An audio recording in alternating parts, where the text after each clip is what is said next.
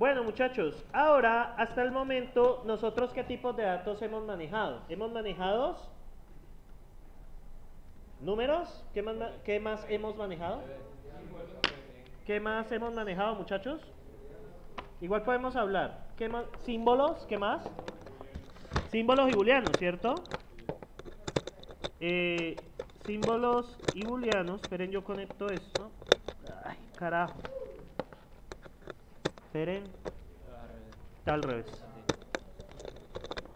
Esto lo hicieron al... Listo. Hemos manejado números, ¿cierto? Hemos manejado... esperen que ya cogió. Hemos manejado símbolos. Hemos manejado booleanos. Y también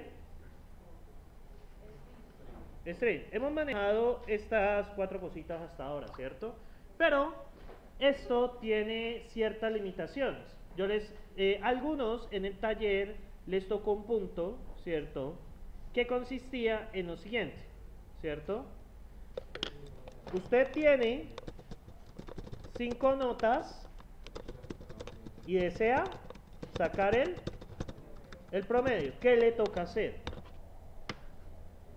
¿Cuál es el problema ahí? Pues le toca a usted hacer un define, ¿cierto? Voy a llamarla prom, de promedio, y meter nota 1, nota 2, nota 3, nota 4 ahí, nota 5. Bueno, aquí hace cualquier cosita. Bien, pero ¿qué pasa si ahora yo les digo a ustedes que el problema es, ¿qué pasa si son 10 notas? Serían 10 entradas, ¿cierto? Entonces se empieza a poner como engorroso. Yo les hago por ejemplo, el siguiente problema, ¿cierto? El siguiente problema, ¿cierto? Que yo les propongo es, voy a, ya. Vamos a crear una función que recibe los nombres y nombres, color de ojos y edades de 3 amigos, ¿cierto? Buenos días. Y ella me va a arrojar el nombre y color de ojos. Ya saben pues que esto implicaría que un string append, ¿cierto? Implicaría un string append del que tiene mayor edad. ¿Esto qué implica en el diseño? O sea, esto que les acaba de decir, ¿qué implica en el diseño de funciones? Bueno, pongo un poco más pequeño. Muchachos, ¿esto qué implica? Entonces yo voy a hacer define, devuélvame el amigo mayor, ¿cierto? ¿Qué recibe esta función? Pues el nombre del amigo 1, ¿cierto? Nombre, voy a ponerle amigo 1, ¿qué más? Color de ojos del amigo 1, ¿qué más? Edad del amigo 1, luego nombre del amigo 2, color de ojos del amigo 2 y edad del amigo 2. ¿Qué me falta? Nombre, ¿cierto? Del amigo 3, color del amigo 3 y edad del amigo 3. Y bueno, y eso hace algo ahí. Entonces, ¿qué ven ahí? ¿Qué problema ven ahí? No, pero en 100 las entradas. ¿Cuántas entradas hay ahí? Hay 9, ¿cierto? ¿No les parece que es como mucho? ¿Cierto? Ahora, ¿qué les dijera si son 4 amigos? ¿Cuántas entradas habrían? 2 entradas, ¿cierto? Entonces, ahí viene el problema porque, digamos, a veces tenemos datos que como que podrían agruparse. ¿Por qué?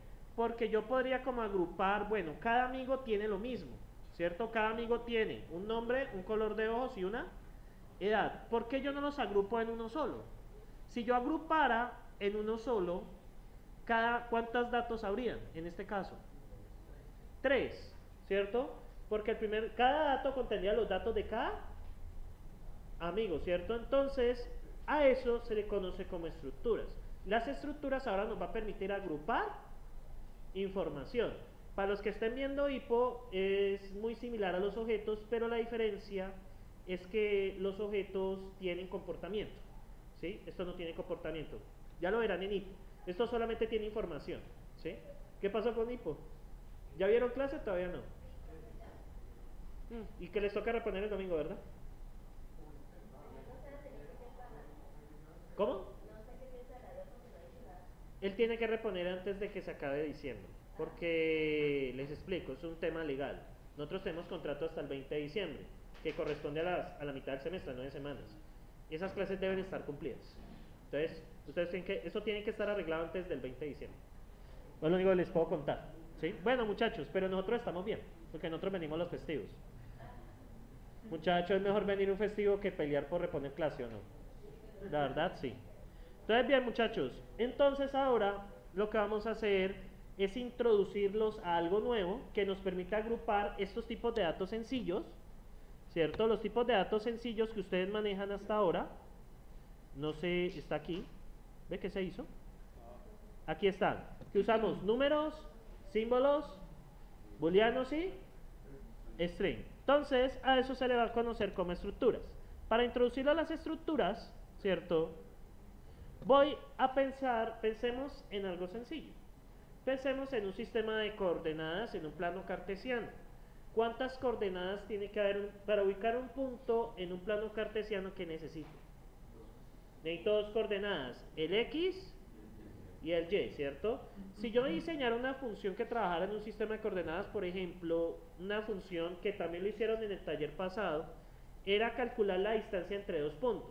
¿Cuántas entradas necesitamos para calcular la distancia entre dos puntos? Necesitamos 4. El X del primero, el X del segundo, el Y del segundo, el Y del primero, el X del segundo y el Y del segundo. O sea, necesitamos 4. Y yo les dijera 3 puntos, necesitaríamos 6. Si les dijera 4, 8. Entonces eso se va creciendo de forma no deseada. Entonces, vamos a utilizar una primera estructura que nos ofrece el Dr. Racket, que se llama POSENE. Entonces, muchachos, ¿qué pasa con la estructura POSENE? La estructura POSENE nos permite crear una coordenada. ¿Qué es una coordenada? Una coordenada va a contener dos campos, el X y el Y. Entonces les voy a mostrar acá en el Dr. Racket, más útil para mí, cómo funciona. Entonces, lo primero es, muchachos, que, bueno, lo primero es aquí, estamos todavía en estudiante principiante, ya casi vamos a cambiar a intermedio. Entonces, muchachos, hay una estructura, ¿cierto?, que se va a llamar POSENE, ¿cierto? Entonces, para crear un campo, por ejemplo, creo un punto. Punto 1, make-POSENE. La estructura se llama POSENE. Luego les explicaré por qué esta se make o make antes. Bien, denme dos puntos cualquiera. 4, 5, ¿cierto? Y define, punto 2, make, POSENE. ¿Qué otra coordenada me dan? 3 y 6. ¿Cierto? Entonces, muchachos, miren lo que yo estoy haciendo. Estoy agrupando dos números en un solo dato. Si ustedes le meten el punto 1 acá, miren que les va a aparecer make-POSENE. Esa en sí la estructura. Entonces, ¿qué pasa, muchachos? Ese punto 1, ¿cuántos datos contiene? Esa variable punto 1, 2. ¿Y esa variable punto 2 qué contiene? 2 también. Si hubiera tenido que hacerlo de la forma que lo estamos haciendo hasta ahora, nos hubiera tocado crear ¿cuántas variables? 4, ¿cierto? Entonces esto tiene la ventaja que nos permite agrupar cosas que son lo mismo, ¿sí? Entonces, muchachos, les voy a explicar, bueno, habrá una pregunta. ¿Yo cómo hago para acceder al X? ¿Cómo hago para acceder al Y? Para poderlos operar, ¿cierto? Entonces, esto tiene una función que es el nombre de la estructura guión lo que quiero acceder. Si yo pregunto por este, ¿cierto? POSENE es el nombre de la estructura y guión el campo que quiero acceder. Él tiene dos campos, X y Y. Entonces, siempre va a ser de la misma manera, ¿sí? Entonces acá, miren que yo accedo al POSENE.1, miren lo que me devolvió. 4. ¿Por qué me devolvió 4? Porque es el valor de X. Si yo quiero acceder al valor de Y, ¿cierto? Es POSENE-Y, ¿cierto? Entonces, ahí accedemos nosotros al campo Y, ¿cierto? Entonces, bueno, ya podemos acceder a los campos. Luego les explicaré por qué viene de esta manera, cuando generalice las estructuras. Entonces, que eso lo haré en aproximadamente minutos. Entonces, muchachos, ya, digamos, podemos agrupar datos y podemos acceder a ellos. Entonces, yo quiero una función que me calcule la distancia entre dos puntos. Entonces, ¿qué viene primero? Luego, ¿qué viene? ¿Qué día es hoy? 18 de noviembre de... Luego viene el contrato. El contrato hay una cosa que va a cambiar, ¿cierto? En el contrato ya no voy a colocar número, símbolo, sino que voy a colocar el nombre de la estructura si ella entra. ¿Cuántos puntos ingresan? 2. ¿Qué tipo de estructura es? ¿Una estructura? Así se llama, POSENE. Luego les explicaré pues que ese nombre realmente es arbitrario. Es como ustedes la llamen. ¿Y qué me arroja la distancia al final? ¿La distancia qué es al final? Un número, ¿verdad? ¿Sí o no? Bien, luego ¿qué viene? Ejemplos. Y esa función la voy a llamar calcular distancia. Es una calcular distancia entre dos puntos. Entonces, calcular distancia, voy a meter dos puntos. Mei pos n, 1, 2. Mei pos n de menos otro punto. 3, 4. Muchachos, ¿qué respuesta daría darme esto? Esto sería 1 menos 3 al cuadrado. ¿Cuánto da? 1 menos 3 elevado al cuadrado. 4. Más 2 menos 4.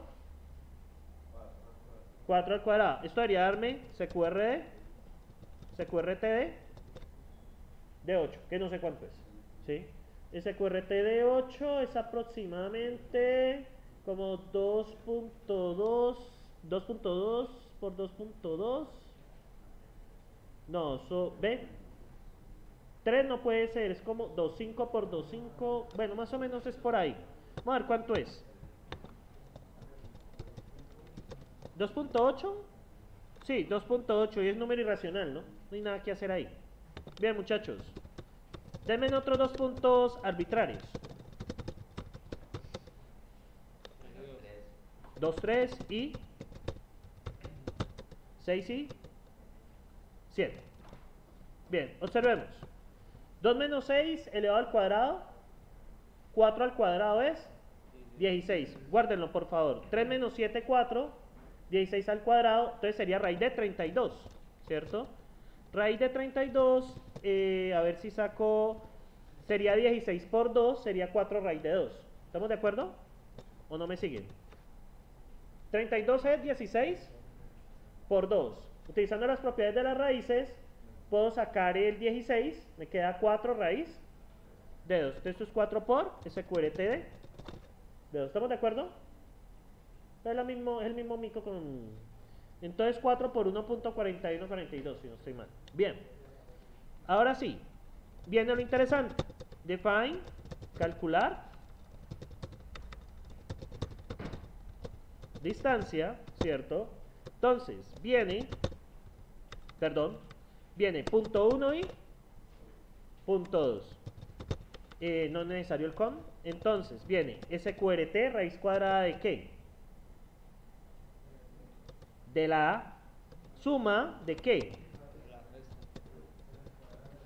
De los cuadrados de la resta, ¿cierto? Entonces sería SQR, que es la raíz de menos ¿qué? Ahora extraigo ¿qué? Posn-xd. ¿Por qué hago posn-x de P1? Porque ya lo definió arriba. No, sí, pero la estructura es posn y ¿qué voy a extraer? El x. Para poderla extraer, yo no puedo trabajar el P1 directamente, ¿por qué?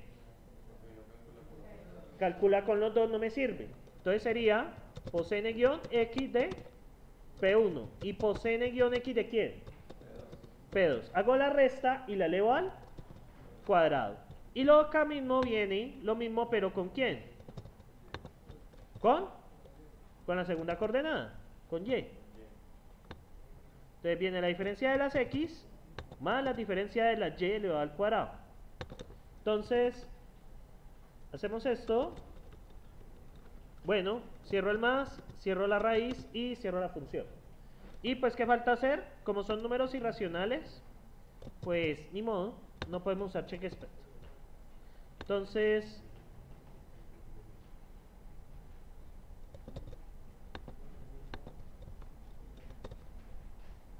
si ustedes observan, ahí se demora un poquitico en ejecutar.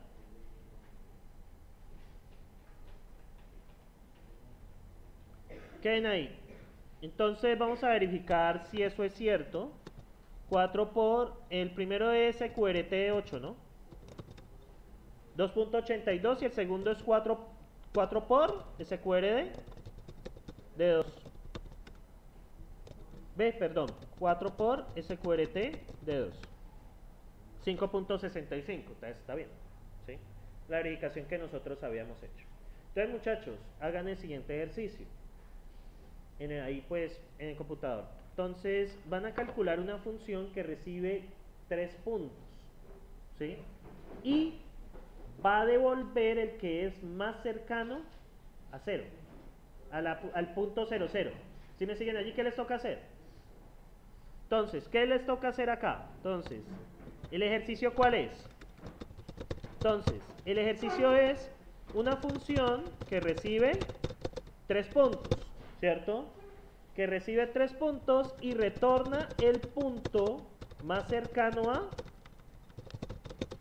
la coordenada 0, 0, ¿cierto? La coordenada 0, 0.